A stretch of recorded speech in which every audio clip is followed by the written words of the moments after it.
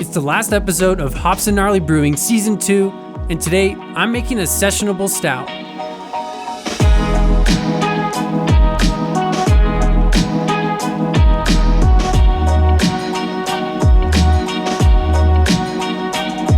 These days, you don't have to look too hard to find an 8, 9, 10% stout, and that's generally just where they start. That's cool when you want to have 1, maybe 2 beers, but I'm usually looking to have a few. Today, I'm shooting for a 4.5% ABV stout that packs just as much flavor and complexity as a full-strength alternative. It's going to need a full body, big chocolate aromas, and sweet, bready, and roasted coffee flavors. Now, let's make some beer.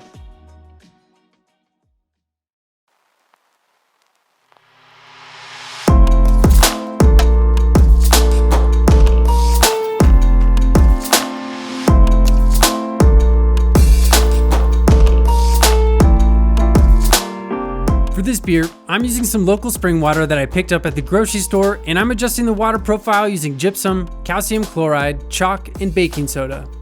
Normally, I'd say these additions aren't necessarily required to make a good beer, but for a beer like this, it's pretty crucial, especially if you want to make something great. With this recipe, I'll be mashing at 156 degrees Fahrenheit, or about 69 degrees Celsius, and I'm using 75% Maris Otter, 7.5% flaked oats, 5.5% chocolate malt, 4% roasted barley, 4% victory malt, 2% black patent malt, and 2% molasses.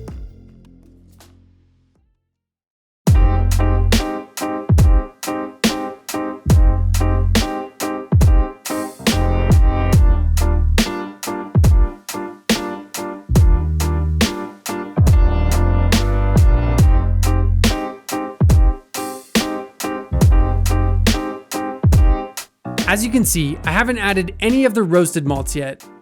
I'm going to hold off on those until we're a little further into the mash and see if it makes a difference in the harshness of the flavors. From what I've read, you can add these as late as mash out, or you can even cold steep them and just add the resulting liquid to your mash.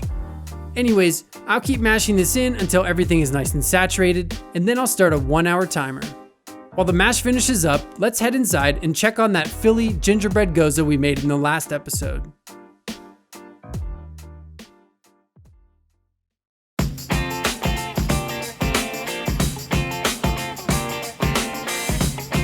This gingerbread goza is ready to hit the keg, and I can't wait to see how that Philly sour yeast performed.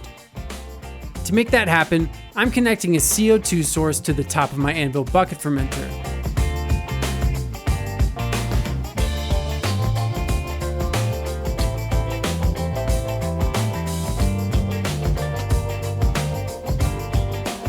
Next, I'm stealing a quick sample and connecting the fermenter to a sanitized and flushed keg. Then, I just need to connect a blow-off and let her rip.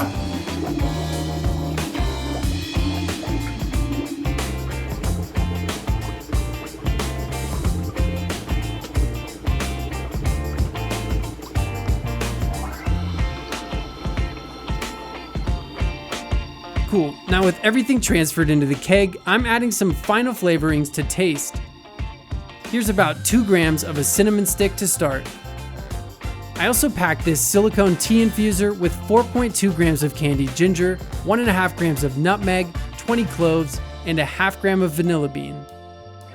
And to round it out, here's a half teaspoon of vanilla extract. I'm gonna throw this thing in the kegerator, and I'll meet you back in the garage.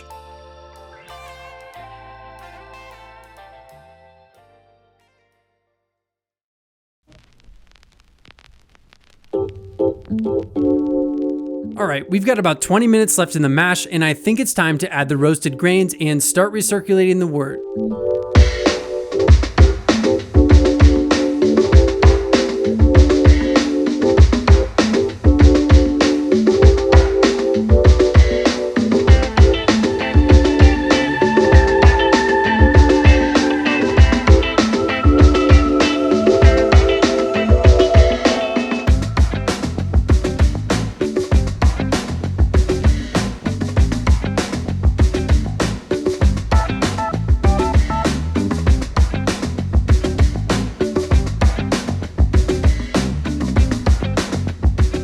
After a bit of screwing around, I kind of figured out a way to use my whirlpool arm and a mash paddle to better distribute the recirculating wort over the grain bed. I have no idea if this makes any sort of difference, but I'm always trying to get multiple uses out of my equipment. Anyways, that's enough of that. Time to yank these grains and get our boil started.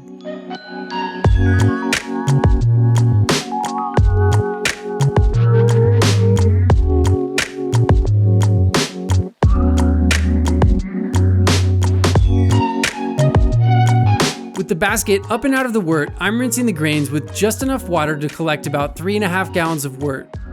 Now, let's crank this thing to full blast.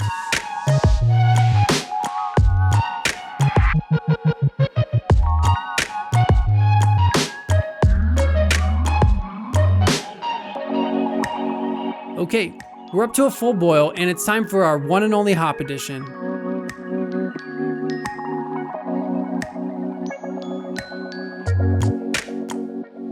I was supposed to add a ½ ounce of Magnum, but for some reason, I just chucked the whole damn thing in there. Not totally sure how to correct that, but I'll figure something out later. We've got 60 minutes to go.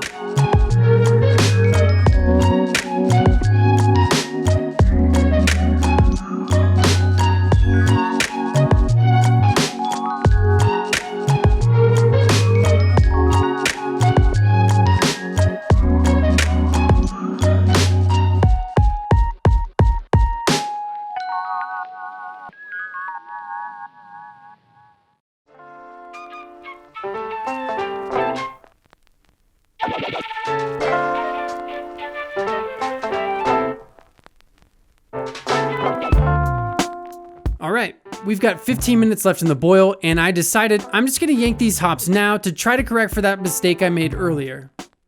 It doesn't totally fix it, but it'll actually make these next additions a little bit easier anyways. After about 10 minutes of sanitizing my Blickman Therminator with boiling wort, it's time for a couple more additions. To start, here's 2 whole cinnamon sticks. I'm also adding about 4 ounces of blackstrap molasses with 5 minutes left in the boil.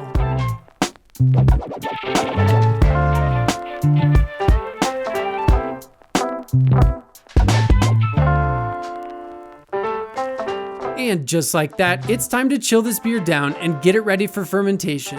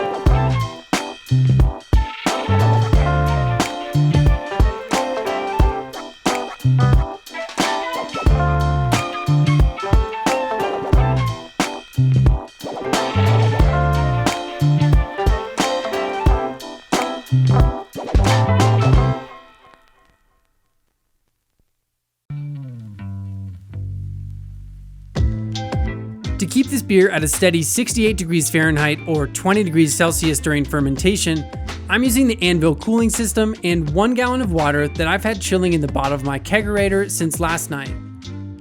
To set this thing up, I'll just plug in the controller and set it to 68 degrees Fahrenheit.